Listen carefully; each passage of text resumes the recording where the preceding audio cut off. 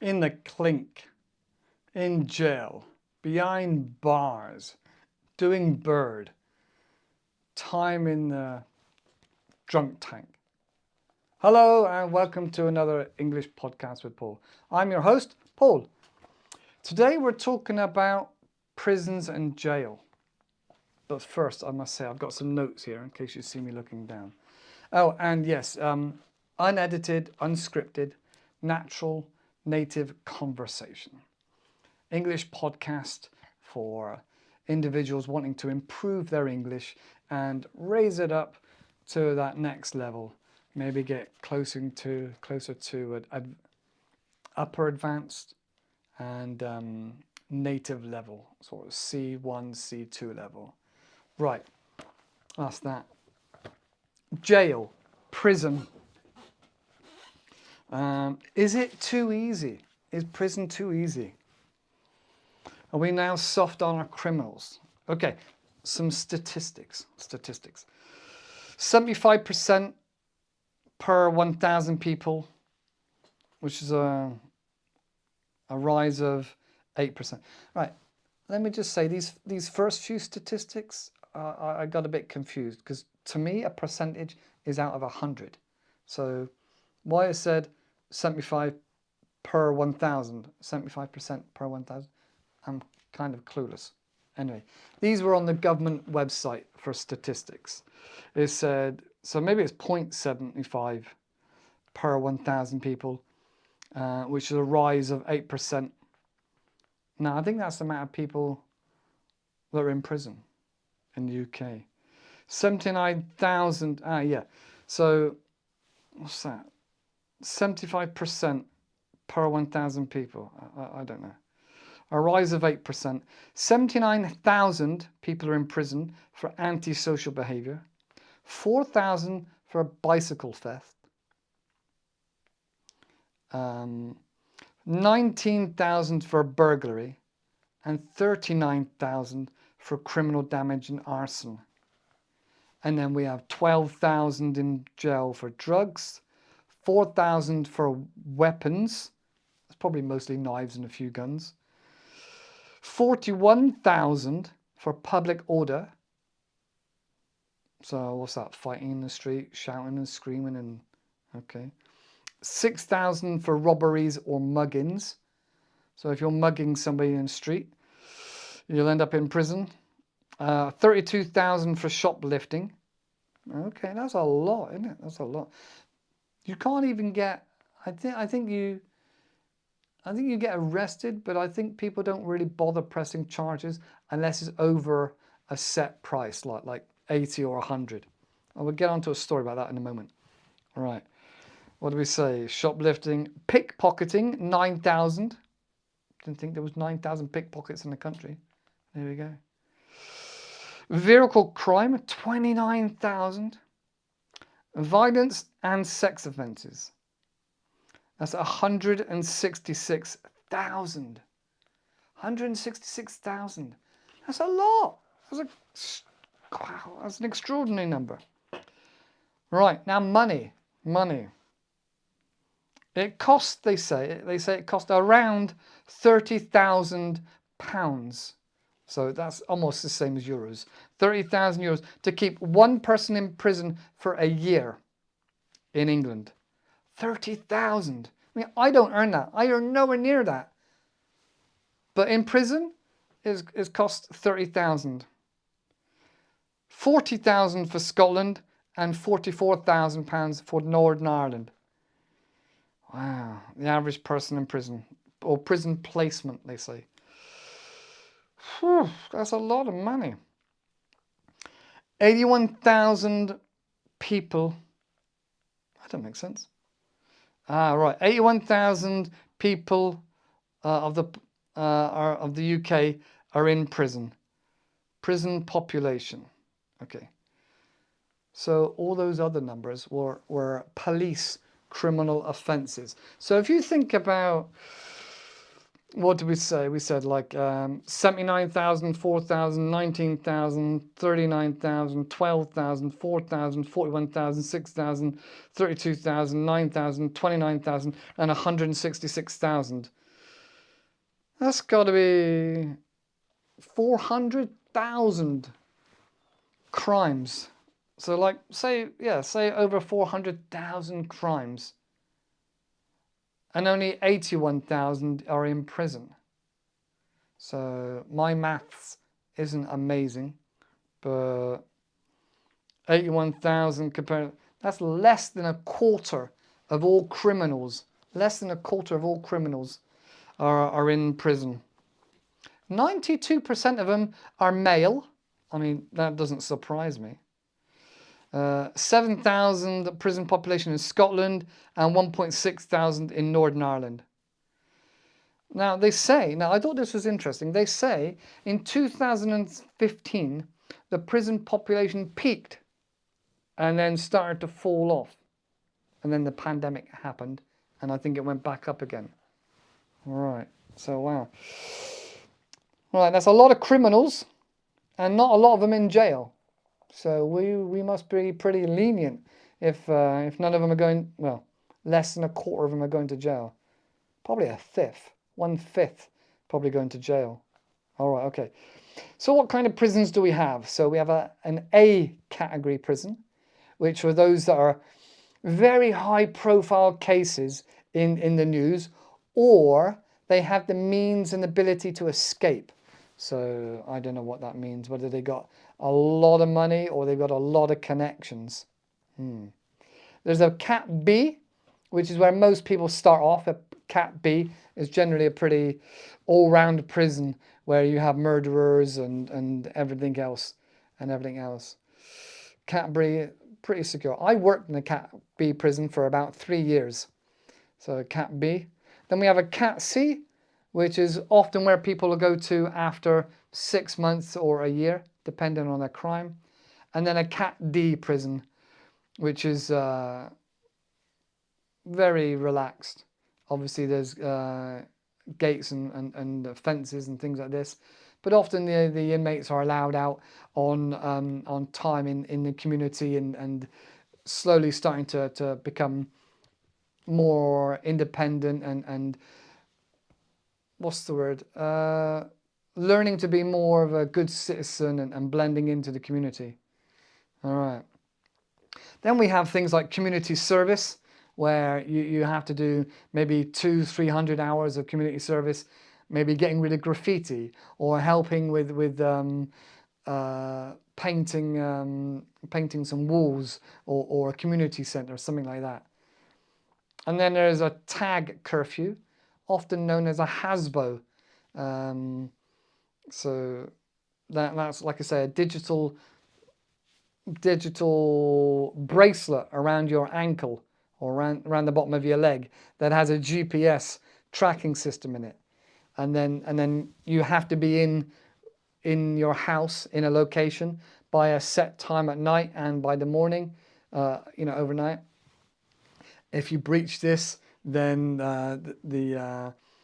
not the police, but people on behalf of the police come around to see if there's a technical problem, check that you're actually in. I think they actually phone you first, from what I understand. Often people boast about it and think it's funny to have a curfew and a tag. They can also prohibit you from being in a town centre or even a region. Maybe you're not allowed in the London area because of your curfew, your tag. HASBO, I'm trying to remember what it stands for now. Society disorder, something like that, where you're not allowed in. All right. So that's the curfew. Then there's a suspended sentence. That's where if you do anything else wrong in the next 2 years or 1 year, whatever is deemed, then you could end up going to prison. Often you're released early from prison, very early from prison, but with a suspended sentence. So for example, if you committed a big crime and then they say, okay, well, you've done almost half of your sentence now, you can finish the other half of your sentence on a tag. That is often an option people take. And then obviously there's a caution. A caution stays on your record for a while. All right, okay. Early release. Early release. Often people only serve just over half their sentence, and that depends on what the judge says about you and who you are and how well you behave in prison. So if you're well behaved, then there's a good chance you can get out just over half of the time that you've supposed to do, you've been sentenced to. And then there's things like halfway houses. When you come out of prison, there's often somewhere that you can live that has some rules and regulations, and it's to help you to get back in society and maybe get a job and things like this. Often not very nice places. Right, so then I've got environmental. So now, from my experience, a lot of the young criminals are often brought up in a not a very good environment. And what I mean by this is, like, it could be, I'm not saying the slums, but a rundown part of the county, the area they live, is often not very well looked after by the local councils. And so there may be some young gangs, there may be more criminal behavior and drugs, things like this. So if you're released and you go back to this area, there's a high chance that you're going to recommit an offence and come back into the prison again. So the prison service often has a few programs running to try and help rehabilitate young men that have committed a crime, especially in the first few years, and to help them either educate themselves, give them programs to think about relocating to a different town and starting again. But often their family and all they know is their friends, they go back to the same place. And they get dragged into it by their friends and family and whatever else, back into the life of crime. So that's a real shame. And yeah, like I said, housing estates are a breeding ground for crime. And like I said before, this is often because it's poverty. There are a lot of people there that are struggling from day to day, not just with mental health, but their finances. Many people from school do not get any financial training.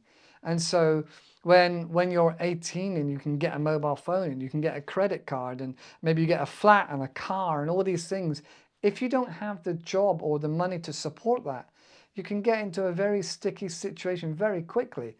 And then you become desperate, and then you make bad choices, and then the cycle starts again. It's often cyclical. Like I said before, addictions from mental health or from a trauma.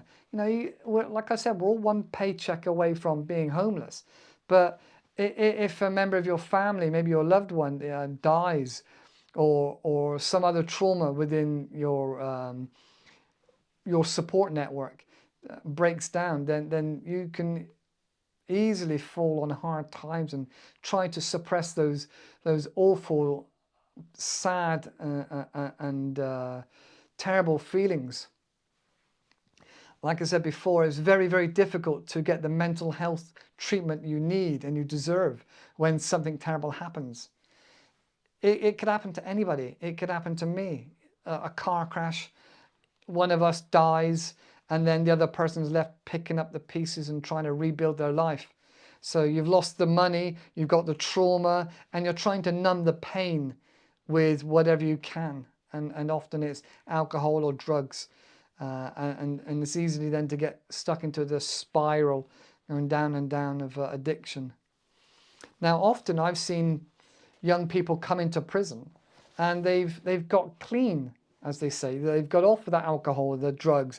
They've broken away from that addiction thanks to the prison service, giving them a warm, clean bed every night, food, and some sort of community, and then often some purpose in life with education in getting qualifications. Maybe they get qualifications in being a personal trainer and lift weights and help other people lose weight. Maybe they find other programs or other areas that they enjoy, that they can express themselves to give them some motivation to be a good citizen.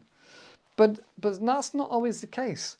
Sometimes I have known people coming off the streets, homeless people, stealing bottles of alcohol that are of the value to get sent to prison, just because it's cold, living on the street, especially in the wintertime. They will often steal and purposely get caught so they can go to prison to be warm, dry and safe. Now, what kind of a world do we live in where you have to steal just to get a safe, comfy, warm bed and food? That seems madness to me. Madness. It's wrong. It's like back to front. Our vulnerable people on the streets having to commit crime. Now, from what I understand, it's illegal to beg. So you could get a fine for being homeless in some areas of the UK. And I think it was Boris Johnson that allowed and introduced spikes, like concrete spikes, to be put underneath bridges where people used to sleep. And like I said about benches having solid metal armrests or concrete armrests so people can't lie on benches. Oh my God. Our vulnerable people are trying to live and survive, and you go and put concrete spikes under bridges and armrests. The way we treat our vulnerable people sometimes is diabolical, absolutely diabolical. Right. Going back to the prisons. Are we too soft on the prisons? I've got to stay focused, Paul. Stay focused. Burglary. So if you commit burglary, the average term was 1 year, 11 months. That was in 2010. But now in 2020, the average burglary time is 2 years and 4 months. So more prison time. Murder. On average, it's 16 years. But this is a very big average, and often it depends on what's happened, what are the circumstances. So, for example, if you throttle and murder somebody, you could get 17 years. You could get full life, where you're not allowed any parole, where the judge deems you to be unsafe to society for the rest of your natural life. And sometimes that then is also considered too long, and some people could be out after 20 or 30 years for murdering multiple people. Like I said before, I'm not an expert. I don't know everything about it, but that's what I've read here so far. So, and the other side of it is, so that's one end. The other side is you can get off from committing murder. You can get off of the crime or the offences in a very short space of time. Now, I know somebody that killed somebody accidentally by having a fight with them. This person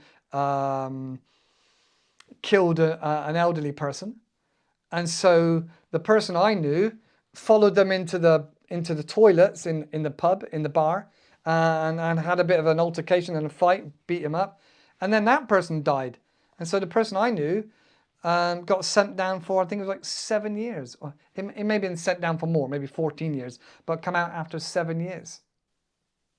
So I think, maybe that was accidental. And again, often you hear of cases where people are drunk and they're driving and they have an accident and somebody dies. And you hear of those people getting out after 6 or 7 years. So potentially you could be released from prison after 6 years for killing somebody. Crazy, huh? Crazy. 6 years you could be out for killing somebody. All right. And then there's the other extremes. You could, for example, be in a nightclub where you have to be 18 to come in. So you could be in a nightclub and have drinks with a girl and go back and have sex with the girl, consensual. And then it might turn out that the girl's only 15 or 16 and have fake identity. Now, if somebody's in a nightclub, you don't ask them their age because they're already in the nightclub. You have to be 18 to get in. So when it's found out that maybe a person has had sex with somebody that's too young, they're immediately classed as a paedophile. Now, that's quite odd and bizarre. And that's your whole life ruined for a man. Crazy. Some of the laws are bizarre and odd.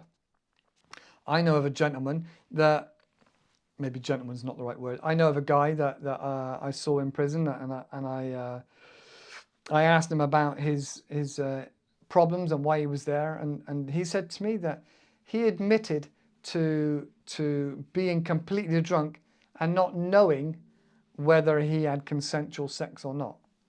Now, I said, oh, okay, so you were drunk and you didn't know? No idea. I could have, I might not have, I don't know. I was that drunk, he said. I said, oh, that's pretty bad, pretty scary. He said, yeah. And I was living with the girl, and the girl's friends with my mum and things like this. I'm like, oh, that's odd. That's very strange. And then he said a few days later that he's now been convicted, and he's going to go to prison for a very long time. He also said, I think this was a month or two later, that I have a letter here from the medical forensics to state that the girlfriend had no epithelials under her fingernails. There was no scratch marks. There was no marks on him. There was no bruising on her in any places it shouldn't have been. And that the girlfriend wrote a letter to the mum to say, sorry, he's like this and things like that. And so this guy probably didn't do it. There's no, like I said, there's no medical evidence. And I said, oh, but you've got the evidence now. You're free. He said, no, because I've already admitted to I might have done it. And I was so drunk I don't know. I'm just being honest. Because I've already admitted it, they've said that I've confessed, and any evidence is insubmissible. They won't count it. I'm like, but you've got real medical evidence that there's no scratch marks, there's no bruising, there's no nothing. I'm like, I know, but they won't look at it. They don't care. And the worst thing is, this guy later committed suicide. Oh.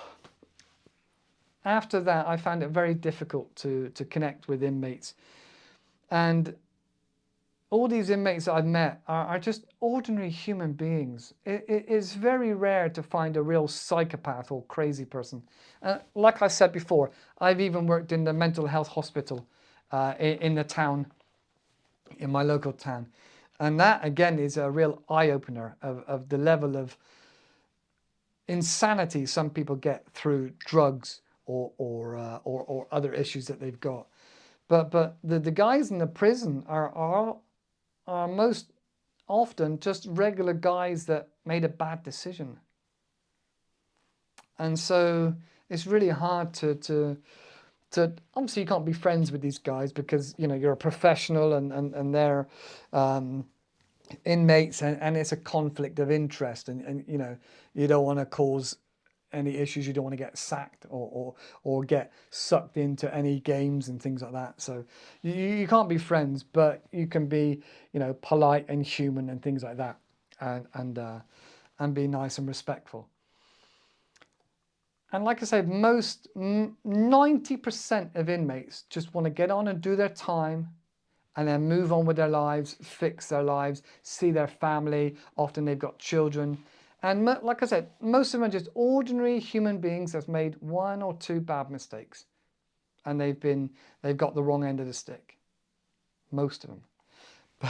But then again, on the other side, I have seen a lot of young lads that have come off of the lorry, the prison lorry, come back from court, because they were probably remanded, come back from court, and they would be shouting up to the other cells. And they'd be like, yeah, I only got 5 months and I'm going to run it consecutively. And they'd be really excited and happy that the horrible crime they committed, whether it's a burglary or robbery of a little old woman or whatever it is they've done, that crime will be connected to the other crimes, and he'll just run it at the same time. So he's not actually doing any further time or more time. But if you do 10 crimes and you're running your sentence consecutively along the same time with the others, then you're basically only getting punished for one crime, and all the other 9 crimes aren't adding up to it. So I get really confused sometimes, not just to the immature arrogance of a young lad excited that he's only going to do a small amount of time despite all the other crimes, you know, and the fact some of them are just very, very stupid. These people are human, and I understand that people need to pay for their mistakes and take responsibility for their actions, because at the end of the day they are adults. But I feel sometimes there's not enough how do I put this? Not enough threat to warrant somebody not doing it. Now, everybody that's an adult that's smart knows that you do not take drugs and carry drugs around Asia. Because if you get caught in the wrong country in Asia, then you're going to get banged up in prison for a long, long time. You know, and you don't have to be very clever to know that and to understand that. You know, it's well documented. So there's not that threat like there is in Asia to not commit a crime. That's why I found that 90% of the countries I go to are extremely safe. And the one country I think is not safe, where I am concerned for my safety of me and my wife late at night, is my own country, is the UK. Don't get me wrong, during the day it's great to go anywhere. But in the evenings, there are some places I just wouldn't go at night. Not, you know, even being a man and yeah, just not going to go there. Right, focusing. I feel like our jails are too soft. Now, like I said, I worked in the prison for about 3 years. I did night shift and then I did day shift. Now, I know that if you're an enhanced prisoner, so if you're very good behavior and maybe you work in different parts of the prison, if you work in the reception part of the prison, you can earn quite a bit of money. I think it was something like £30 a week. Probably gone up now. It was a long time ago. £30 a week. All right, you'd be in the reception and you could be working long shifts. But £30 a week, if you're in prison for all that time and you can't spend it, some of the inmates were coming out with a lot of money and a free train ticket back to wherever they wanted. So you're earning a lot of money. You could have a cell on your own, or you can have other things in your cell, like a duvet or a fridge or a PlayStation, as well as the TV. And, you know, they played pool and things like this, but you just think, wow, the young lads that come in, you know, that maybe have never worked, must think that this is kind of nice and normal. All right, they've got no freedom, but they get to meet with their friends. They get to have nice hot cooked food and as much tea and coffee as they want. You know, they got a TV. They got a film every night. Well, definitely in the film that prison I worked at, film every night. Some had guitars, PlayStations, and I'm thinking, this doesn't seem like a prison, a B category prison. What is the motivation to leave that prison, and what is the I can't think of the word now. What is the no, can't think of it.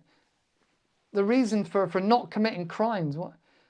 There is no concern of committing crimes. If you're just going to get arrested and go to a nice B category prison and meet up with your friends and watch TV and hang out and earn money, what's the... Oh, I don't know. I get upset and confused sometimes. I really do. All right, money. 30. Right, going back. So murder, 16 years. Sexual offences up 32%. Murders up 25%. Police budget 17.2 billion in 2023, 2024.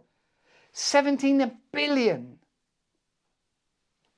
17 billion. What are the police doing with the 17 billion? Well, I think they're trying to catch white-collar criminals, you know, like an accountant, or the likes of regular people, you and I, for maybe going a little bit over the speed limit, you know, or maybe like they were on their phone. So white-collar crimes, blue-collar crimes, you know, it's much easier to catch somebody with a camera for speeding than it is to go out and catch a criminal maybe breaking into your house, where you ring up and say, hello, police? Yeah, I've been broken into, or my car has been stolen. All right, here's the crime reference number. Claim on your insurance. What? You going to come round and catch a criminal? No, claim on your insurance. Oh.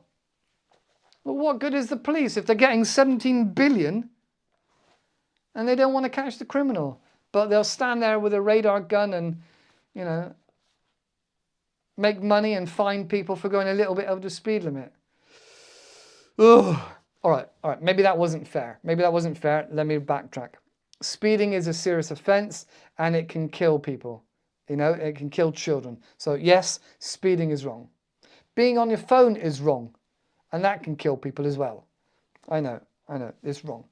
But I feel like there's not any evidence on the news or on the TV of criminals being caught by police for doing your normal criminal behaviours such as pickpocketing, burglary, robbery, arson, and the likes of things like that have an insurance company to pay you out.